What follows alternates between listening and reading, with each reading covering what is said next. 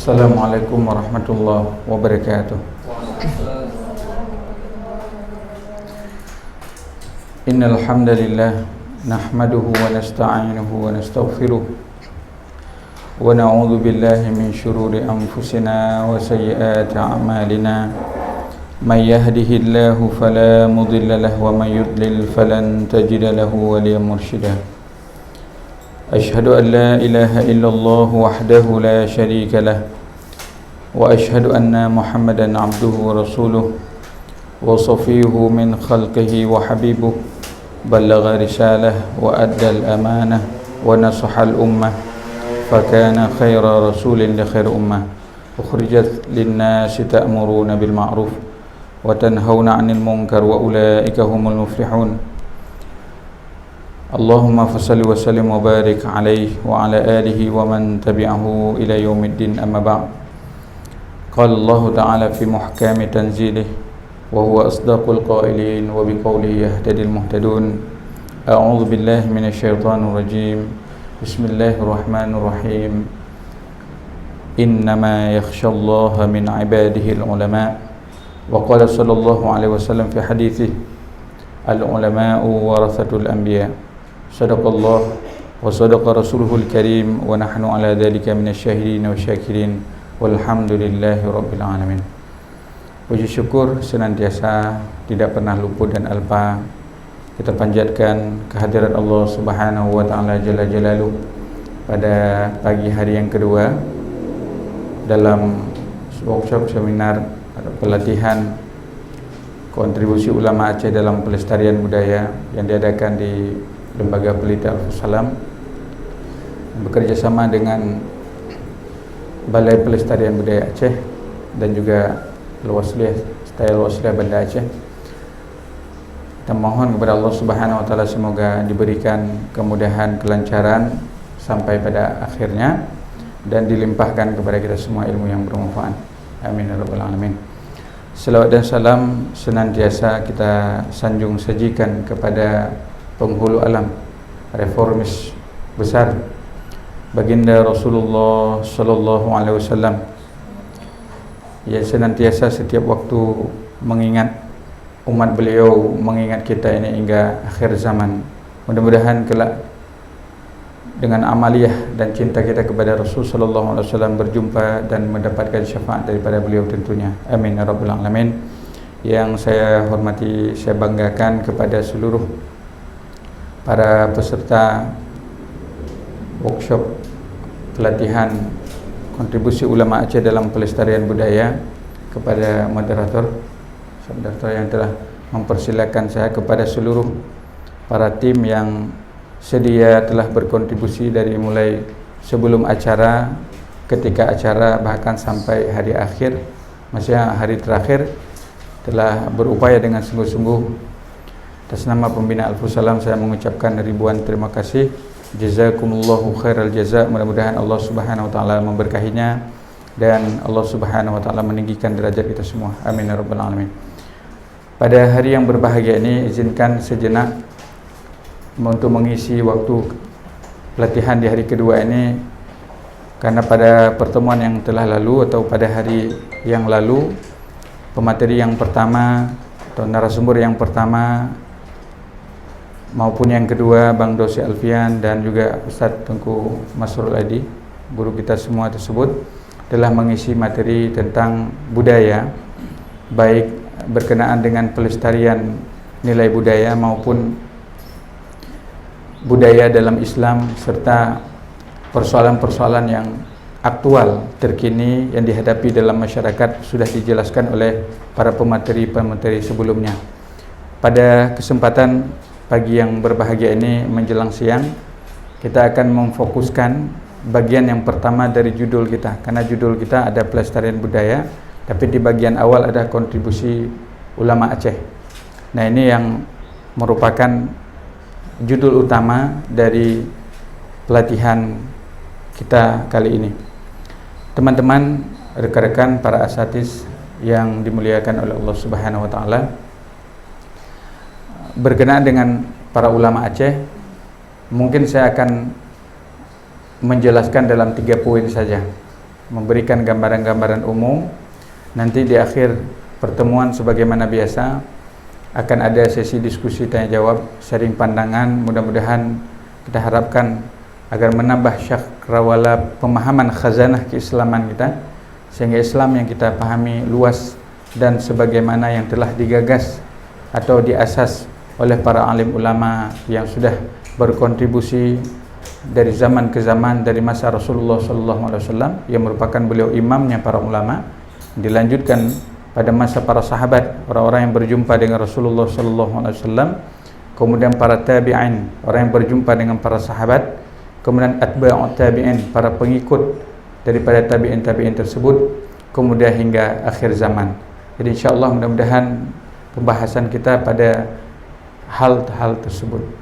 Dan tentunya atas nama pembina juga saya mengapresiasi atas kehadiran para peserta, baik yang berasal dari Pasca Sarjana UIN Araniri, dari S1 Al-Wasliyah, dari S1 Araniri, dari Unsyah juga, bahkan dari berbagai tempat, sekitar 20 orang perwakilan yang sudah bersedia hadir dari hari pertama, alhamdulillah, sampai sekarang masih semangat, bahkan nanti sampai ba'da zuhur dengan pemateri berikutnya. Dan mudah-mudahan ada output tulisan yang akan kita tulis itu menjadi sebuah catatan-catatan penting bahwa betapa workshop atau seminar pelatihan yang diikuti oleh pemuda atau generasi milenial ini bisa menjadi pencerahan, paling tidak mengisi bagian kecil daripada peradaban Islam di Aceh tentunya, atau sejarah Islam di Aceh.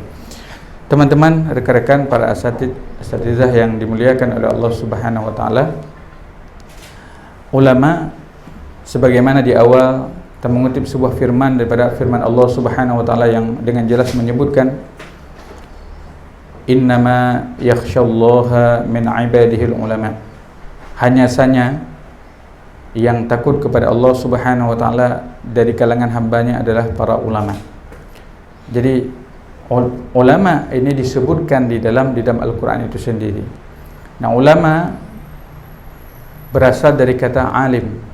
Alim mufradnya, jamaknya ulama, artinya orang yang berilmu. Secara literal, secara bahasa, makna ulama orang yang berilmu. Tetapi secara istilah adalah orang yang berilmu, mengamalkan ilmunya, mengajarkan ilmunya, dan memiliki kualifikasi takut kepada Allah Subhanahu wa taala. Maka ini disebut dengan ulama.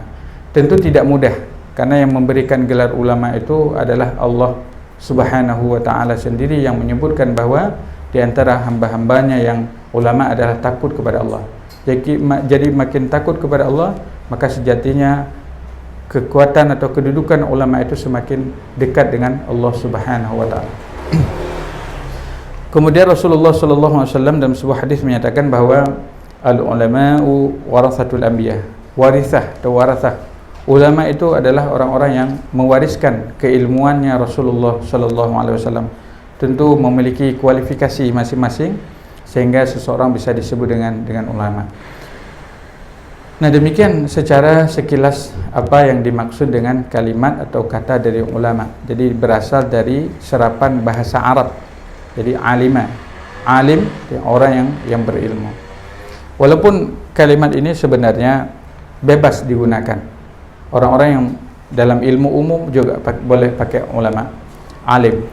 Tetapi kemudian kesini mengarah ataupun lebih identik kepada orang-orang yang memahami ilmu agama dan mengamalkannya secara benar, dan lain-lain kualifikasi yang disebutkan oleh para ulama di dalam karya mereka. Nah, tentu ini secara gambaran umum, tetapi kalau kita masuk dalam ranah keacehan misalnya, karena Aceh ini dari zaman dahulu kala, mungkin sebelum masa Sultan Iskandar Muda, sudah dikenal dengan Serambi Mekah. Mana Serambi Mekah ini, Mekahnya di Arab Saudi, ada Madinah dan Mekah di sana, kota yang dimuliakan, disucikan oleh umat Islam. Serambi itu berarti depan halaman tempat Mekah itu, Aceh. Ada yang menyatakan Aceh Serambi Mekah, ada yang menyatakan Fatani Thailand, juga cermin Mekah. Ada yang menyatakan di daerah Sulawesi sana ada sebuah tempat juga, atau daerah Banjar juga menyebutkan mereka juga bagian dari Mekah dan seterusnya. Artinya spirit semangat bahwa Mekah adalah sebagai salah satu kota suci dan Aceh menyatakan serambi Mekah. Nah, ini dengan datangnya para ulama yang membawa Islam, baik itu mengikut dengan teori Islam, masuk Islam Aceh dari teori Gujarat India, maupun dari pedagang-pedagang yang langsung dari Arab. Ini teori yang sudah dibahas oleh para ulama kita, oleh almarhum Profesor Dr. Buya Hamka dan para ulama lain ketika di Medan pada masa yang lalu.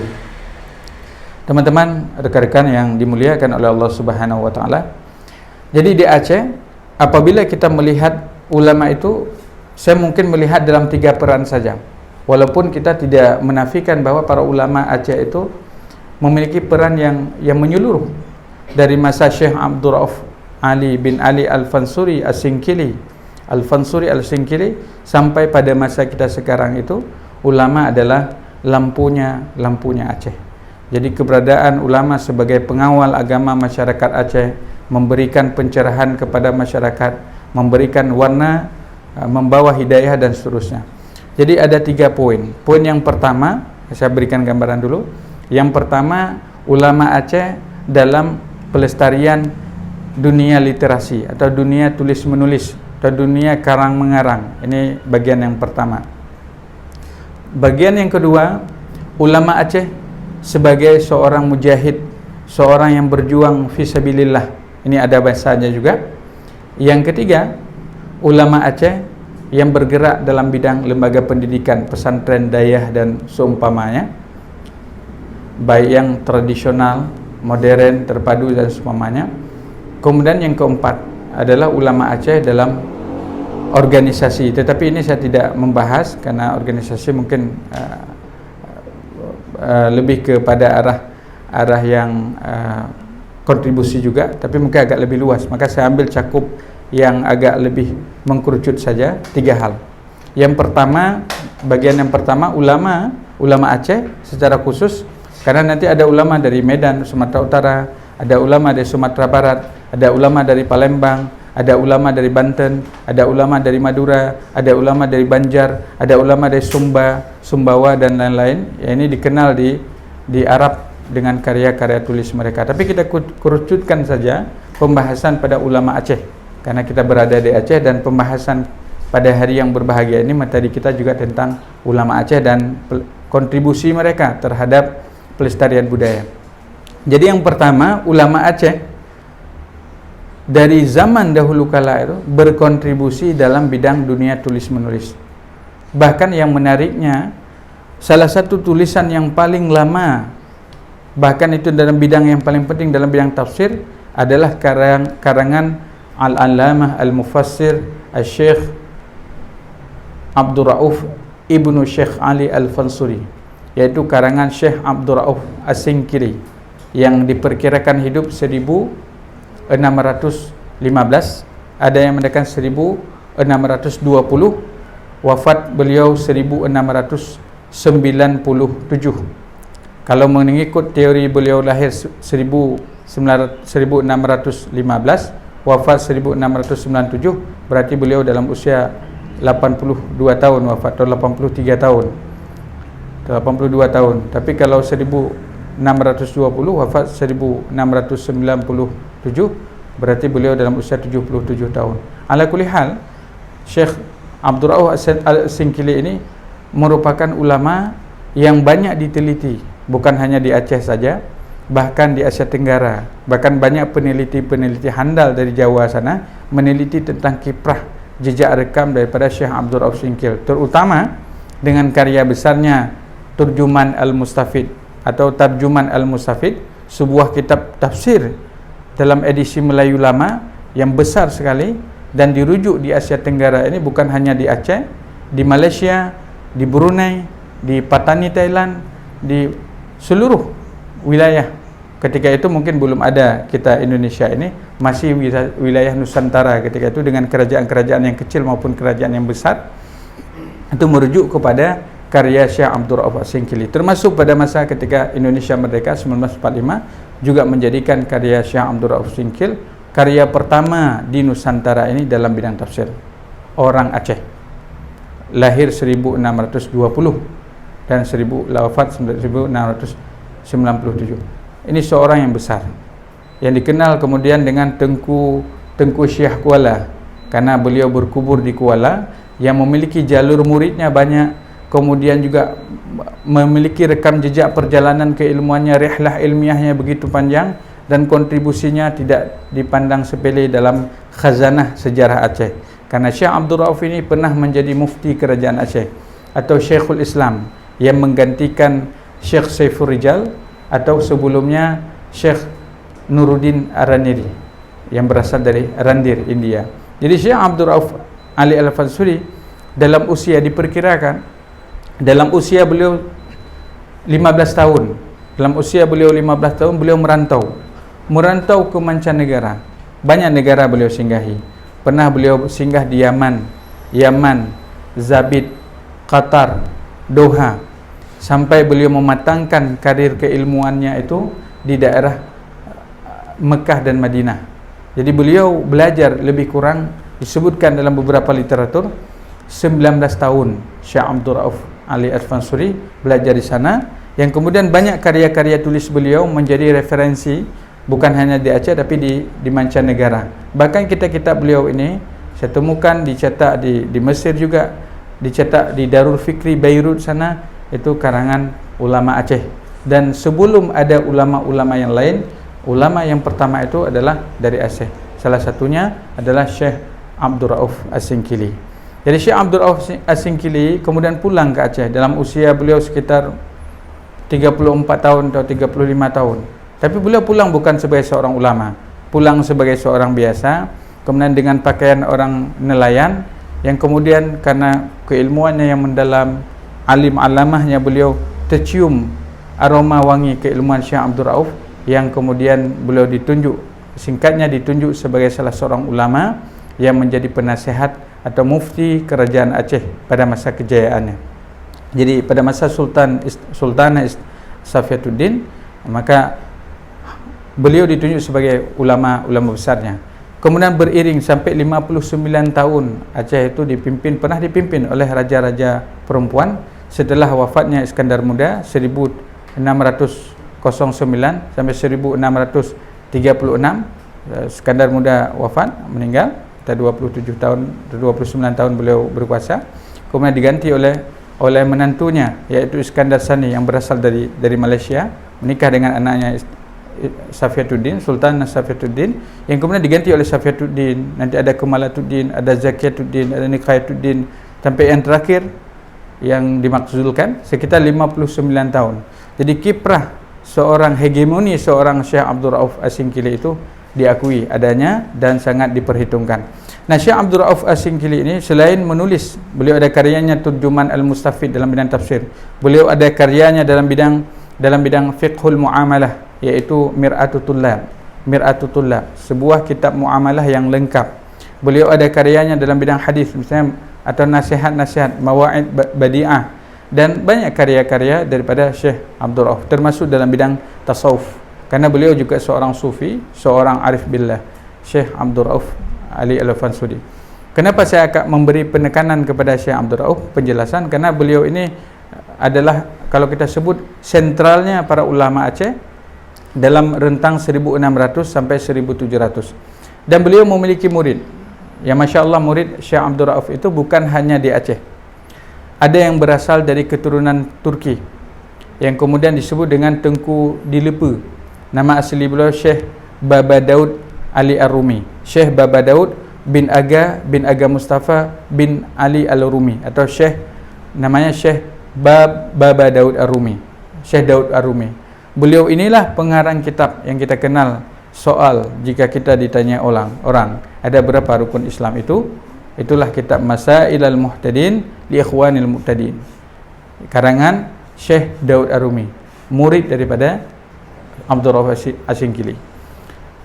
Kemudian kita berjalan ke daerah Sumatera Barat, daerah Pariaman, Ulakan.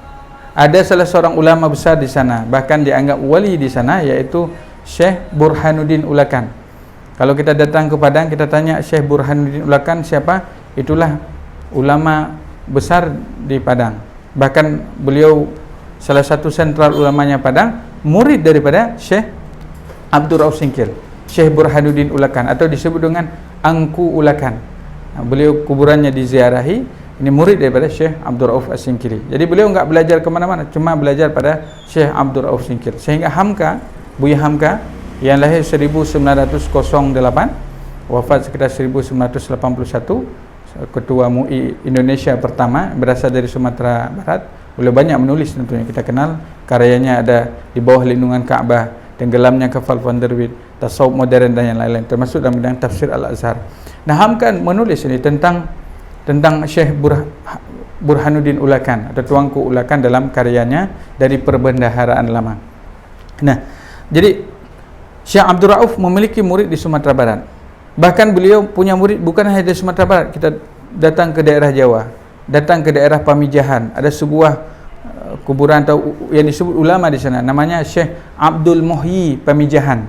Syekh Abdul Muhyi Pamijahan ini ulama besar daerah Jawa Barat, itu murid daripada Syekh Abdul Rauf bin Ali Al-Fansuri, murid Syekh Abdul Rauf. Bahkan ada yang menyatakan bahwa Syekh Yusuf Al-Makassari dari Makassar, ini termasuk menantunya dari Sultan Ageng Tirtayasa, salah seorang ulama besar, meninggalnya di Afrika Selatan, dianggap dalam tanda petik manusia suci, adalah Syekh Yusuf Makassar, disebut berguru kepada Syekh Nuruddin Ar-Raniri, juga sejawat bahkan murid daripada Syekh Abdul Rauf Al-Fansuri. Bukan hanya di Indonesia, di Nusantara ini, kita datang ke daerah Malaysia, di daerah Terengganu, penelitian terbaru menyebutkan bahwasanya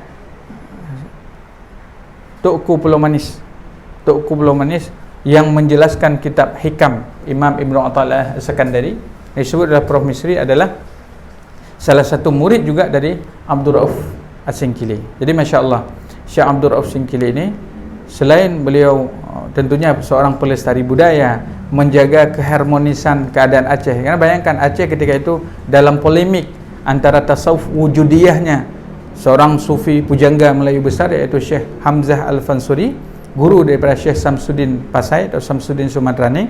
Kemudian berbeda sedikit pemahaman dari sudut pandang yang berbeda, walaupun ada kesamaan yang banyak juga, yaitu Syekh Nuruddin bin Hasanji Ar-Raniri, Randir dari India. Ada perbedaan dalam tasawuf, ini tasawuf wujudiyah, ini tasawuf satu lagi wujudiyah, wahdatul wujud, ada satu lagi wahdatul syuhud.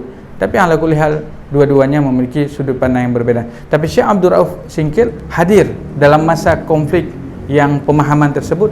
Beliau hadir dengan mampu menjadi figur yang mendamaikan antara kisruh para ulama tersebut, dan beliau hadir dalam makna tasawuf akhlaki, tasawuf yang lebih kepada bagaimana kita berjalan salik keinginan iradah kita kepada Allah Subhanahu wa taala dengan karya-karya beliau yang juga menyadur dari karya Imam Hujjatul Islam Abu Hamid Muhammad ibnu Ahmad Al-Ghazali At-Tusi yang wafat tahun 505 Hijriah, yang menjadi rujukan para ulama Aceh. Bahkan sampai hari ini di pesantren-pesantren, kitab Ihya Ulumuddin menjadi salah satu buku wajib dalam kajian tasawuf tentunya. Hadirin hadirat, para peserta workshop yang dimuliakan oleh Allah Subhanahu wa taala. Jadi Syekh Abdul Rauf Ali Al-Fansuri, singkatnya kita sebut, memiliki peranan yang signifikan pada 1600 sampai 1700. Ada ulama yang lain, ada yang mungkin kita kenal, ada namanya Syekh Hamzah Fansuri. Ada yang mendakwahkan bahwa Syekh Hamzah Fansuri adik kakak dengan Syekh Ali Al-Fansuri atau ayah daripada Syekh Abdul Rauf itu sendiri. Ada pandangan yang menyatakan demikian. Ini Prof. Haji Ali Hashimi, salah seorang ulama Aceh, juga sejarawan. Beliau menulis demikian dalam bukunya 59 tahun Aceh di bawah kepemimpinan wanita. Kemudian ada yang menyatakan bahwa kemudian ada Syekh Samsuddin Pasai yang hari ini kuburannya di daerah Malaysia, kuburan panjang itu punya Syekh Samsuddin Sumatrani. Ketika beliau memimpin perang jihad ke sana, beliau wafat di sana, kuburannya diziarahi. Kemudian ada Syekh Nuruddin Ar-Raniri. Syekh Nuruddin Ar-Raniri juga figur penting Bahkan beliau banyak kitabnya, hampir 30 kitab. Ada Bustanus Salatin, ada Bad'u Khalqis Samawati wal Ardh. Kemudian yang salah satu kitab beliau yang kemudian disadur dalam edisi Melayu Lama dan menjadi kitab besar adalah Shiratal Mustaqim, dalam kitab fikih yang kemudian datang ulama pada 1700 sekian, yaitu Syekh Muhammad Arsyad Al-Banjari dari Banjar, Kalimantan, menyusun kitabnya yang kita kenal Sabilal Muhtadin.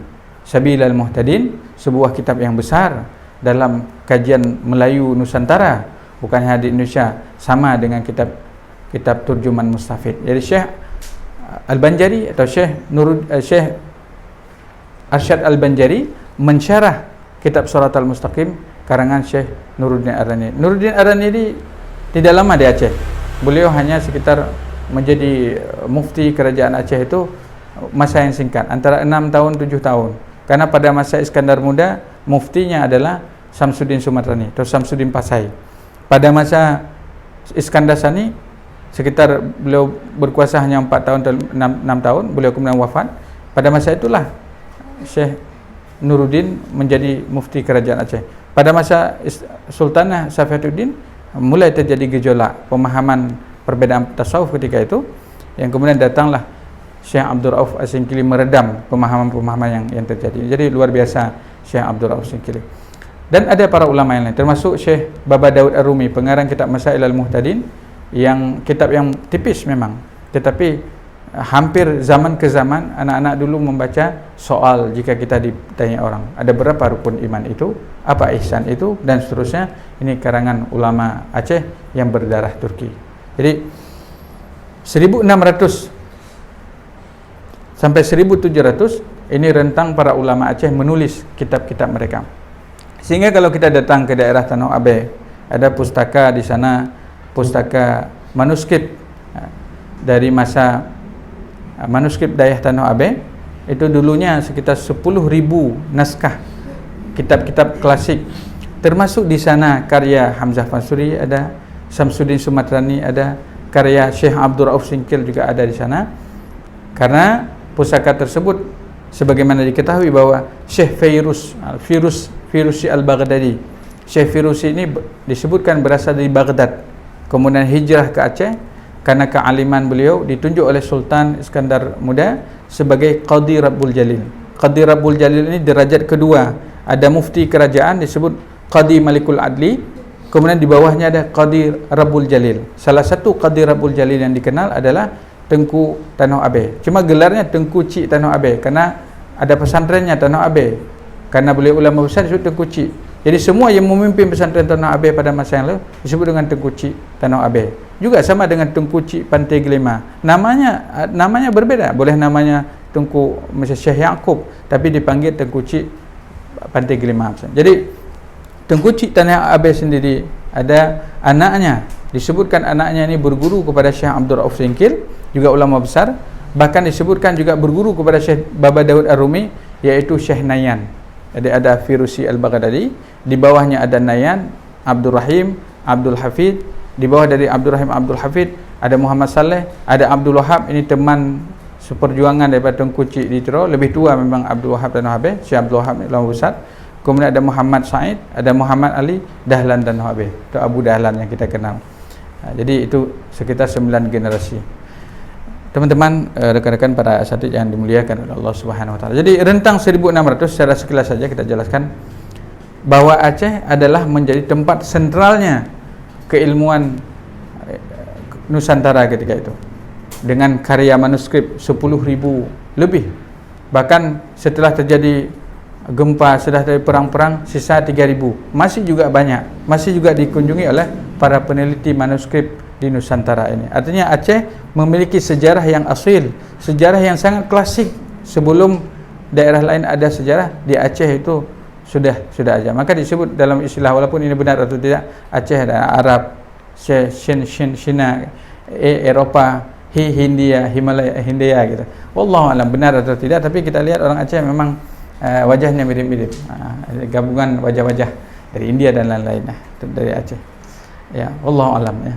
Jadi itu yang pertama. Yang kedua, poin yang kedua, saya masuk ke yang kedua terus, bahwa selain dalam kontribusi pelestarian budaya tulis-menulis atau kitab-kitab yang dikarang oleh para ulama, di antaranya ala ra'sihim Syekh Abdul Rauf Singkili.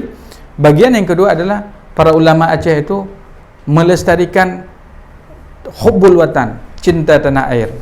Cinta tanah air. Makanya tidak mengherankan kalau setiap jengkal tanah di Aceh itu ada tumpah darahnya para ulama-ulama. Ini di Aceh. Bayangan 1800, ini naik ke 1800, kita tidak bahas 1700. Ada beberapa ulama memang di sana yang menulis juga pengarang kitab 8 misalnya. Ada Syekh Jalaluddin Al-Faqih, ada Syekh Muhammad Zain Al-Ashi, ada Syekh Ahmad Khatib Lagin, dan lain-lain misalnya.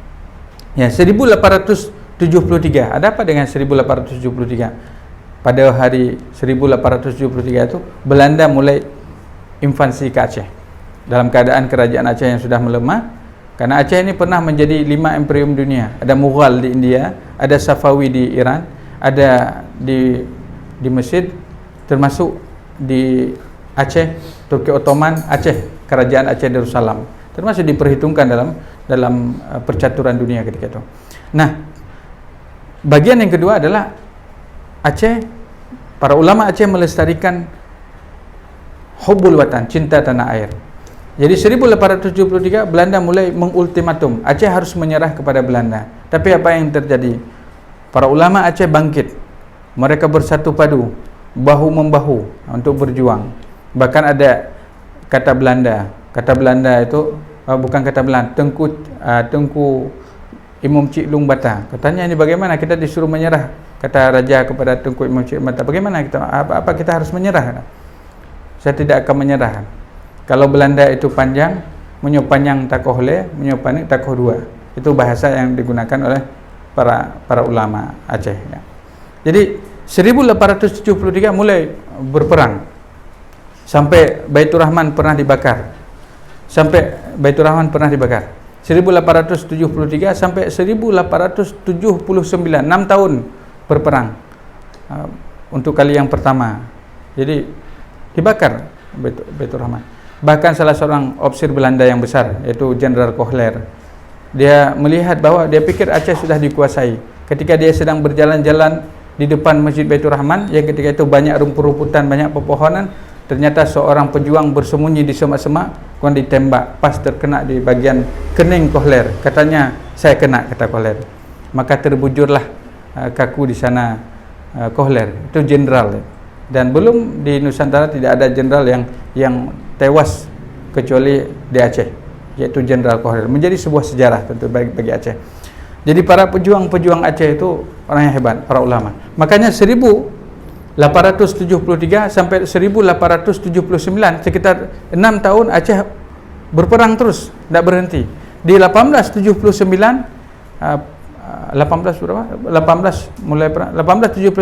mulai meredup. Artinya Aceh Sago sudah dikuasai oleh Belanda.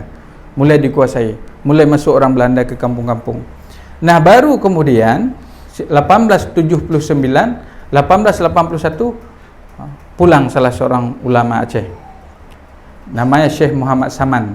Beliau pernah belajar di Lamkrak. Beliau pernah belajar dengan Tengku Cik di Lamkrak.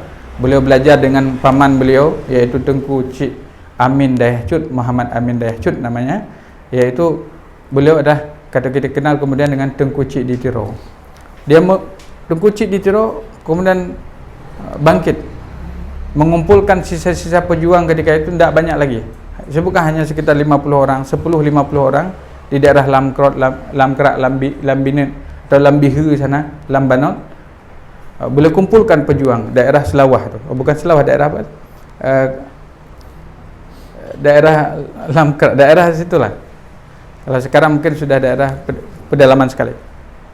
Nah, beliau mengumpulkan di sana sisa-sisa para pejuang. Bangkit kembali. Beliau persatukan, beliau ajak orang untuk berjihad kembali, untuk kembali cinta tanah air. Karena ketika tahun 1879 itu Belanda hampir menguasai Aceh. Maka beliau datang kepada Tengku Cik Abdul Wahab Tanah Habis, yang salah seorang ulama terpandang ketika itu. Beliau minta pandangan beliau, karena Tengku Cik Abdul Wahab Tanah Habis mau berangkat ke Mekah lagi. Kalau Aceh sudah dikuasai Belanda, saya berangkat lagi ke Mekah. Biarlah saya mati di Mekah. Jadi kemudian beliau datang kepada Syekh Abdul Wahab Tanah Habib. Lambat-lambat beliau kemudian Syekh Abdul Wahab Tanah Habib terima. Beliau katakan siap, murid-muridnya siap ikut dengan Syekh Tengku Cik Ditiro. Kemudian datang kepada Tengku Panglima Polim. Tengku Panglima Polim pun jarang di rumah karena beliau takut bernegosiasi dengan Belanda. Beliau terima. Beliau akhirnya sering hilang-hilang, beliau jauh. Jadi ketika Syekh Muhammad Saman atau Tengku Cik Ditiro ini mendapatkan dukungan daripada para ulama besar, bahkan para ulai balang termasuk Tengku Panglima Polim, barulah kembali para pejuang-pejuang yang dulu sudah pulang kampung, sudah tanam cabai, sudah kembali ke ladang mereka. Ini ada seorang pemimpin, yaitu Syekh Muhammad Saman. Kemudian ini kembali lagi. Mereka berjuang kembali lagi. Bahkan dikatakan oleh orang-orang yang mengatakan kepada Syekh Muhammad Saman, karena Aceh sudah dikuasai Belanda memang ketika itu. Bagaimana kita akan berperang? Kita tidak punya persenjataan yang lengkap. Kita tidak punya marsose yang hebat. Kita tidak punya berperang tidak hebat. Bagaimana? Tapi kata Tengku Cik Muhammad Saman atau Ditiro, kita akan berperang walaupun hanya sisa kekuatan kita hanya sepucuk daun labu. Artinya akan terus berperang. Nah, dengan spirit ini bayangkan, dari 10 orang 50 orang, dari 50 orang 100 orang, dari 100 orang 500 orang. Bahkan menurut catatan Opsir yang kemudian ditulis oleh Profesor Ibrahim Alfian, salah satu guru besar di UGM atau UI, bahwa Aceh dalam rentang 1880 itu seperti api dalam sekam. Ada seluruh wilayah Aceh sudah mulai mau bangkit kembali untuk melawan Belanda. Maka Syekh Muhammad Saman meminta saran dari gurunya Tengku Cik Muhammad Amin Dayah Cut, itu paman beliau, adik mamaknya, karena beliau guru yang utama. Diminta kapan? Ketika sudah siap, karena membaca tanda-tanda alam kita boleh bergerak. Diberikanlah rencong-rencong oleh paman beliau. Kemudian beliau mengatakan, berangkatlah, berjuang. Dan alhamdulillah, Masya Allah, apa yang terjadi? Terjadi perang yang sangat dahsyat dalam sejarah Belanda. 1881 mulai perang dengan Belanda sampai 1891, 10 tahun Tengku Cik Ditiro itu memimpin peperangan. Ada para ulama di sana, ada Tengku Cik Abdul Wahab Tanah Habib, ada Tengku Cik Abbas Kutakarang, ada Tengku Cik Pantai Gelima, ada Tengku Haji Muda Kurungkali, ada Tuanku Panglima Polim, ada Tuanku Hashim Bangta Muda, dan semua para ulama bergerak ini, berjuang semua. Ada Tengku Cik Umadian termasuk juga. Jadi berjuang semuanya. 10 tahun Belanda itu kalah total. Bahkan disebutkan mereka hanya mampu bersembunyi di benteng-bentengnya, saking takut dengan pejuang Aceh ketika itu. Pejuang Aceh ketika itu. Sampai semua dari mulai daerah Lamkrak, Anak Galung, semuanya itu dikuasai oleh panglima-panglimanya Tengku Cik Ditiro. Kecuali satu tempat aja yang enggak berhasil dikuasai. Apa itu? Lambaru. Maka namanya Lambaru Kafir. Belum Islam itu sampai sekarang. Lambaru Kafir. Di situ benteng terakhir Belanda tuh. Ketika di situ benteng terakhir, kalau itu sudah dikuasai, sudah Aceh Lasoko sudah menang. Tapi pada saat detik-detik terakhir, banyak orang-orang Belanda yang pura-pura masuk Islam.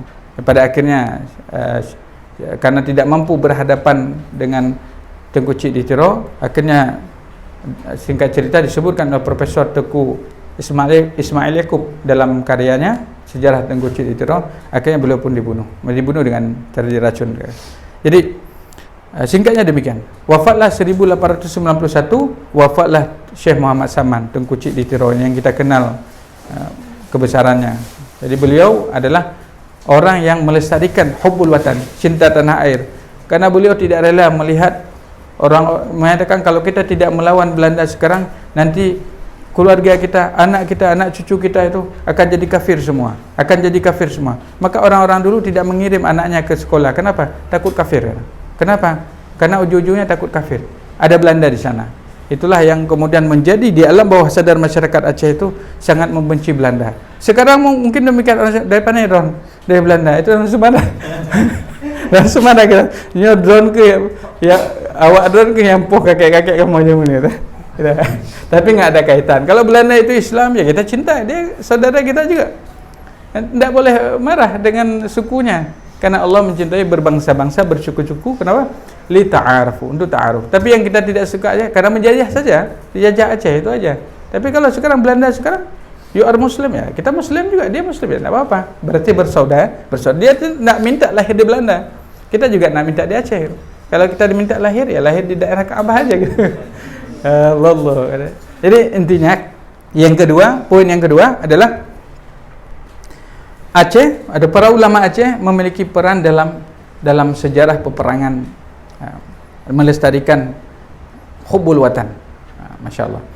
Kemudian yang terakhir, yang ketiga, sebelum kita berdiskusi, yang ketiga, para ulama Aceh itu membangun lembaga pendidikan, membangun lembaga dayah. Dayah itu terambil dari kata zawiyah. Asal kata zawiyah, ada sudut Masjidil Haram itu ada pengajarnya tuh. Sudut-sudut masjid di sana, di Arab sana itu ada pengajarnya. Jadi sudut-sudut masjid itu disebut zawiyah, pojok. Maka karena kita susah jak bak dayahnya, susah disebut jak bak zawiyah, susah sebut dayah. Bahasa singkatnya dayah yang kita kenal pada hari ini. Kalau di Jawa nama pesantren, ataupun pondok dan seumpamanya. Jadi dayah tersebut kapan mulai munculnya? Kapan mulai muncul dayah di Aceh? Mulai muncul banyak dayah di Aceh itu mulai tahun 1903. Kok bisa di 1903? Karena 1873 Belanda menyerang. Pejuang Aceh tahap pertama berperang 1873 sampai 1879, dia 6 tahun. Kemudian dilanjutkan kemudian oleh Syekh Muhammad Saman atau Tengku Cik Titiro 1881 sampai 1891. Meninggal Tengku Cik Titiro, dilanjutkan oleh salah satu anak Tengku Muhammad Amin Ditiro 1891 sampai 1896.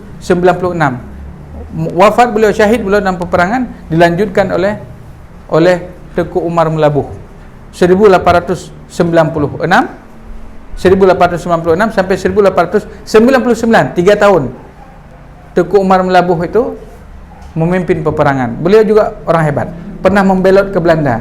Makanya ketika beliau membelot kepada Belanda, dengan ada yang menyebut taktik ataupun yang lain, yang kemudian 3 tahun setelah beliau membelot, beliau mengambil senjata-senjata Belanda, sehingga saking marah Belanda menyatakan, temukan Tengku Umar Melabuh itu, hidup ataupun mati, mau dibelah kepalanya. Demikianlah saking marahnya. Yang kemudian kuburan Tengku Umar, karena beliau syahid ditembak di daerah Kila pada waktu menjelang waktu pagi, karena beliau ingin serang tangsi di Melabuh. Kemudian ada yang menyatakan bahawa Tengku Umar ada di sana, akhirnya beliau syahid. Nah, kuburannya ada berapa tempat itu?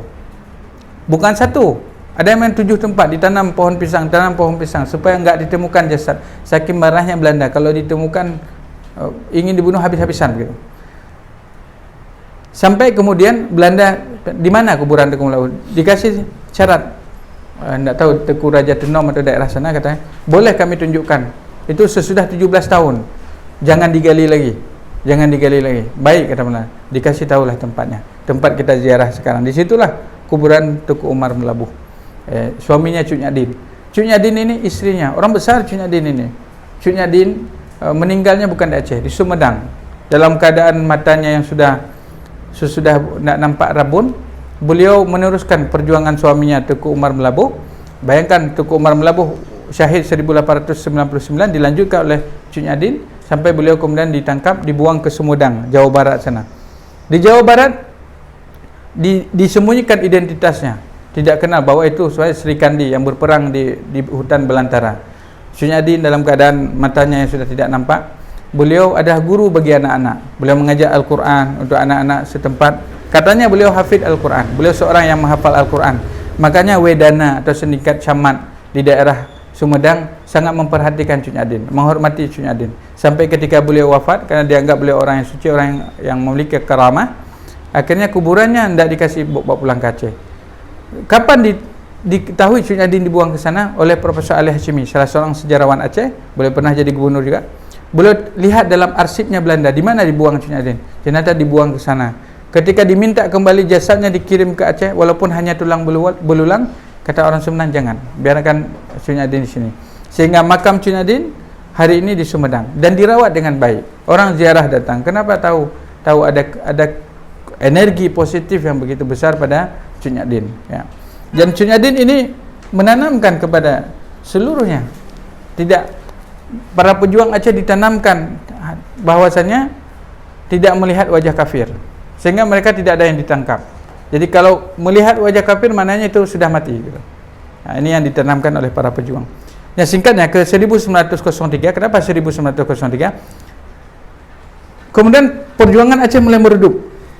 Akhirnya para ulama, di antaranya Tuanku Raja Kemala, Tuanku Raja Kemala ini lahir sekitar 1877, anak daripada Tuanku Hashim Bangta Muda, nama aslinya Tuanku Musa. Jadi Tuanku Raja Kemala, beliau ini salah seorang ulama, pernah ke Arab juga. Beliau guru daripada Syekh Tengku Abdul Salam Meraksa, salah seorang ulama besar juga. Tuanku Raja Kemala banyak karang kitab. Beliau sadur karya Syekh Nawawi Al-Bantani, karya Syekh Said Ahmad Zaini Dahlan, Syed Ahmad Marzuq dan lain-lain. Jadi Tuanku Raja Kemala kemudian dengan Tengku Panglima Polim. Kalau Panglima Polim ayahnya, anaknya Tengku Muhammad Daud Panglima Polim. Berembuklah dengan Belanda karena dilihat ini enggak mungkin lagi kita berperang secara perang besar-besaran dengan Belanda karena persenjataan kita sudah lemah. Agar diambil inisiatif duduk rembuk. Maka datanglah Tuanku Raja Kemala atas nama Raja Aceh, Tengku Panglima Polim atas nama Ulai Balang semua, berembuklah dengan opsir-opsir Belanda supaya Aceh mulai aman gitu. 1903. Nah, di sanalah Aceh kemudian berperang dengan dua model. Model yang pertama gerilya. Udah, yang masih gerilya dalam gunung lanjutkan gerilya terus. Ada lagi satu lagi, karena enggak mungkin berperang gerilya semua, takut ini terbengkalai pendidikan, akhirnya ulama-ulama besar pulang semua, disuruh pulang. Bangun lembaga. Di antaranya kalau kita kenal di daerah Tanjungan itu. Tanjungan daerah. Itu namanya Tengku Idris Tanjungan. Ulama besar itu. Tengku Idris Tanjungan. Ada anaknya Syihabuddin Idris yang kemudian berafiliasi ke Samalanga misalnya. Ya. Kemudian menantunya Habib Hanafiyah dan seterusnya sampai ke Abun Samalanga. Ini afiliasi daerah sana. Kemudian ada ulama yang lain. Seumpamanya 1903 sudah perjanjian damai di atas kertas gitu. Dengan cara perjuangan yang berbeda. Ada yang masih berperang terus. Ini taktik siasat para ulama kita karena tidak ingin menyerahkan Aceh walaupun hanya satu jengkal. Maka Raja Aceh itu tidak pernah menyerahkan Aceh kepada Belanda. Mereka menyatakan lebih baik mereka dibunuh atau dibuang kemana-mana daripada menyerahkan satu jengkal tanah Aceh untuk kepada Belanda. Sama dengan Sultan Abdul Hamid di Turki juga demikian. Ketika diminta Palestin oleh orang Yahudi, mereka tidak terima. Karena setiap jengkal ini adalah pejuang. Jadi beliau hanya menjalankan amanah saja. Jadi teman-teman yang dimuliakan, para peserta workshop yang dimuliakan oleh Allah Subhanahu wa taala. Jadi 1904 Tuanku Raja Kemala berangkat. Beliau berangkat ke Mekah 4 tahun beliau. 1904 sampai 1908 beliau berada di Mekah, belajar di sana kepada ulama-ulama. Mungkin ada Syekh Ahmad Khatib Minangkabau di sana. Kemudian ada para ulama-ulama, ada Syekh Said, ayahnya Syekh Ali Al-Maliki, salah satu ulama besar juga ketika itu, dan para ulama yang lain. Jadi mereka belajar ke sana 1904 1908. Nah, ketika beliau di sana, beliau jumpa dengan Syekh Muhammad Ja'far atau Syekh Ja'far. Syekh Ja'far ini adalah yang dikenal kemudian Tengku Cik Lambirah. Beliau bangun pesantren. Kemudian ada Syekh Ja'far, ada Tengku Cik Lam Jabat, ada Tengku Cik Lambirah. Ini beliau belajar di sana, di Arab sana.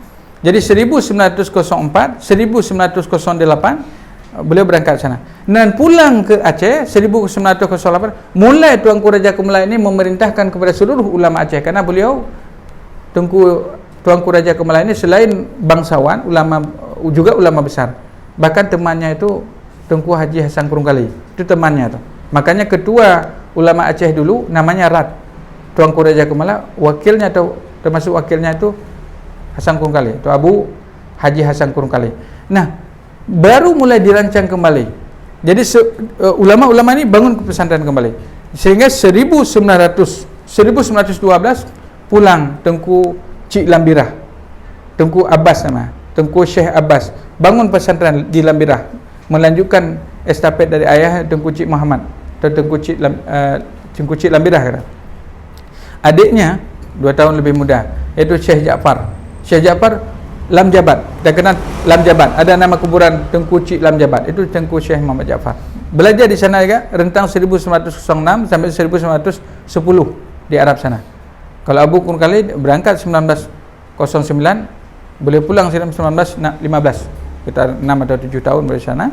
Nah, pada era itu mulailah bangun pesantren. 1912 daerah Lambirah, daerah Lam Jabat. Kemudian 1916 Abu Kurkali bangun pesantrennya di Kurkali, melanjutkan lagi. Kemudian 1916 Abu Lambu, Tengku Muhammad Saleh Lambu bangun pesantren Lambu. 1921 ada Tengku Ali Lampisang, Muhammad Ali Lampisang dikirim ke Lebuhan Daji bangun pesantren Khairiyah, tempat pertama Abu Syekh Mudawali belajar di sana. Kemudian 1922 Abu Indrapuri pulang dari Malaysia karena beliau dian Malaysia, menetap di sana, sudah belajar sekitar 15 tahun di Mekah. Beliau dikirim ke Aceh, ke Indrapuri, melanjutkan pesantren di sana. Saya membangun pesantren namanya Hasbiyah, Daya Hasbiyah, yang pernah Abu Mudawali menetap di sana sekitar 6 bulan, iaitu Abu Indrapuri. Namanya Tengku Ahmad Hasbullah Indrapuri, anak daripada Tengku Syekh Umar Dian. Umar Dian itu Umar, namanya Umar bin Auf, cuma karena tinggal di Yan Kedah Malaysia, namanya Umar Dian gitu. Ya. Jadi kembali bahwasanya 1922 berdiri Daya Hasbiyah. 1928 di Blampidi, kampung saya. Berdiri Daya Abu Syekh Mud. Abu Syekh Mud orang Luqnang. Belajar pertama pada Abu Kurkali, kemudian berangkat belajar di Yan Kedah Malaysia selama 5 tahun di sana. Sudah alim beliau, pulang ke Luqnang, diminta oleh Ulai Balang di Blampidi. Dulu namanya bukan Blampidi, namanya Kutabate. Dikirimlah ke sana 1927.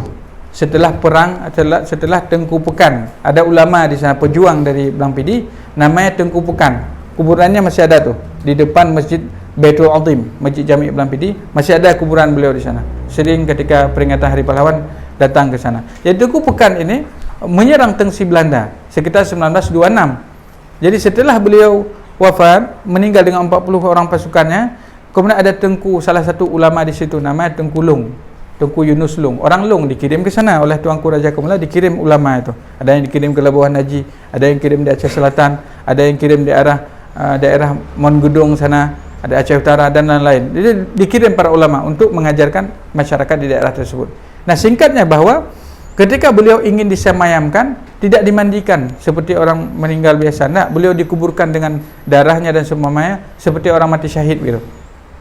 Maka Belanda tahu Tengku Lung ini berarti memihak kepada para pemberontak, bahasa Belanda. Pemberontak dulu itulah sebenarnya pejuang. Bagi orang tertentu Belanda mereka pemberontak, bagi kita itulah pejuang. Jadi kenapa dikuburkan, tidak dimandikan? Supaya dikuburkan seperti orang syahid. Berarti kami ini yang orang harus diperangi, kata Belanda. Maka katanya Tengku Lung berangkat ke Belanda, bukan ke Belanda, berangkat balik lagi ke Kutaraja karena beliau orang Lung, Kutaraja. Jadi singkatnya 1928, 1927 Syekh Mud, Abu Syekh Mud dikirim ke sana. 1928 beliau bangun Daya, yang pertama disebut dengan Daya Bustanul Huda, yang kemudian dipimpin oleh Abu Hamid Kamal, menantu beliau, juga beliau punya Daya, meninggal 1980. Kemudian baru dilanjutkan oleh Abu Muhammad Syammar Fali, ulama Blampidi, Tengku Muhammad Syammar, Abu Syammar Fali. Kalau ke Blampidi tahu nih cerita. Jadi teman-teman yang dimuliakan oleh Allah Subhanahu wa taala. Nah, di bayangin 1912, 1916, 1918, 1920, 1921, 1922, 1928. Nah, di sinilah generasi utama guru-guru daripada Syekh Mudawali. Ini semua guru Syekh Mudawali pada rentang itu. Nah, baru kemudian pulanglah Tengku Haji Mudawali pada 1940. Syekh Mudawali pulang 1940 dari Padang. Baru beliau bangun Daya Darussalam. Nanti dari situ ada pesantren-pesantren yang lain yang kemudian juga melanjutkan estafet jejaring para ulama berikutnya. Dan di era inilah kemudian banyak ulama yang kemudian ada yang dari Selimum, nanti ada yang dari Tanah Habe, ada yang dari Samalanga, ada yang Tanah Merah, ada yang dari daerah pokoknya seluruh Aceh. pada masa itu dengan metode dayahnya. Jadi mungkin secara sekilas kita menyimpulkan bahwa para ulama Aceh telah melakukan pelestarian budaya. Budaya apa? Budaya tulis menulis di era 1600 sampai 1800-an 1800 sebelum 1800 ini budaya tulis menulis. 1800 sekian melestarikan tanah air, budaya juga tanah air. Kemudian 1903 ke atas melestarikan dayah atau lembaga pendidikan yang kemudian difusi. Baru 1960 berdirilah kampus. 1960 atas inisiasi Profesor Al-Hashimi, kemudian dengan beberapa tokoh yang lain, dimintalah kepada Bung Karno untuk mendirikan kampus di daerah Darussalam. Perpindahan dari Darul Harab artinya negeri perang, kepada Darussalam, negeri yang damai. Maka adanya UIN Aranidi ketika itu yang menjadi dekannya, termasuk yang pertama dekan syariah adalah Profesor Hasbi Siddiqui. Ini ulama Aceh juga, Profesor Tengku Haji Hasbi Siddiqui, lahir 1904, karyanya banyak, dirujuk di Nusantara juga, walaupun beliau ke arah pembaruan. Jadi 1960 sampai sekarang inilah yang hadir ini para mahasiswa kita di generasi sudah 1980 sekian. Jadi kita mungkin tidak berjumpa dengan para tokoh-tokoh tersebut, tapi kalau kita ingin menjadi pengikut mereka, maka kita harus mahabbah, kecintaan. Maka sebenarnya saya merasa berat menjelaskan tentang para ulama ini karena mereka tentu orang-orang yang dekat dengan Allah Subhanahu wa taala. Tapi paling tidak sebagaimana pertanyaan Rasulullah kepada seorang Arab pedesaan, apa yang telah kamu persiapkan untuk bisa berjumpa kita dengan mereka, tentu tidak bisa yang kita, kontribusi kita tidak besar. Paling tidak kita mencintai sajalah. Sudah cinta, mudah-mudahan berjumpa dengan orang yang kita cintai kelak. Dan saya mencoret-coret lebih kurang ada sekitar 120 orang ulama pernah saya tulis. Ada yang dari Aceh, Padang, Sumatera Utara dan seterusnya. Khusus Aceh 90 orang ulama, dari Syekh Abdul Rauf sampai masa Abu Payah Pasi yang lahir 1955. Yang terakhir saya tulis ada Abu Tumin, Abu Kutakrung, Abu Ya Imran, Abu Syekh Imran Wali dan lain-lain. Nah, ini hanya 45 orang ulama karismatik Aceh. Kalau edisi lengkapnya mungkin 350 halaman. Ini pernah saya posting dalam rentang mulai 23 Januari sampai 2 Agustus. Yang terakhir saya tulis Abu Abdul Wahab dan Wahabeh. Abu Abdul Wahab Selimum, yaitu ayah daripada Abun Mukhtalif fi Selimum, ya. Jadi dan Wali Usani dan yang lain-lain. Jadi ayah mereka namanya Abu Abdul Wahab dan Wahabeh. Abu Abdul Wahab Selimum. Nah, sampai 2 Agustus. Kemudian saya minta izin, saya bilang saya lagi tidak menulis. Tapi setelah kita tidak nulis, hampir tidak ada postingan ulama lagi. Bukan nggak tahu kenapa, mungkin apa karena susah penulisan ulama, Allah alam, atau karena susah mengumpulkan informasi, bisa jadi. Tapi yang pasti bahwa sejarah ini bermakna untuk menjadi ibrah, pelajaran. Maka dalam Al-Quran sendiri, dalam surah Yusuf, mendetail sekali Allah menjelaskan bagaimana cerita Nabi Yusuf. Bisa kita bayangkan ketika beliau kecil dilempari dalam sumur dan seterusnya sampai beliau menjadi salah seorang Raja Mesir. Kita bayangkan beliau ini, Nabi Yusuf, begitu indah diceritakan dalam Al-Quran. Di ujungnya ibratan liulil albab, menjadi ibrah, pelajaran bagi orang-orang yang ingin mengambil pelajaran. Tentu sebagai generasi yang datang sesudah mereka, kita cerdas itu mengambil pelajaran-pelajaran penting yang berharga dari orang-orang terdahulu. Adapun perbedaan di antara mereka, itu ada hal yang lumrah, itu ijtihadi mereka yang mereka usahakan, sudah mereka peroleh. Disebutkan qad khalat min qablihim, disebutkan bahwa apa yang mereka ada umat-umat terdahulu, tilka ummatun qad khalat laha makasabat wa 'alaiha maktasabat. Mereka adalah generasi yang sudah berlalu, apa yang mereka berikan sudah mereka temui di alam sana. Maka kita mengambil yang terbaik dari apa yang mereka meninggalkan. Spirit, semangat mereka dalam merawat budaya ini tentu harus ada pada generasi milenial, generasi kita sekarang ini tentunya. Mungkin demikian secara sekilas dahulu yang bisa saya sampaikan, sekedar pengantar pada hari yang berbahagia ini. Kalau ada hal-hal yang ingin didiskusikan, monggo silakan, mudah-mudahan ada jawabannya. Saya kembalikan kepada moderator.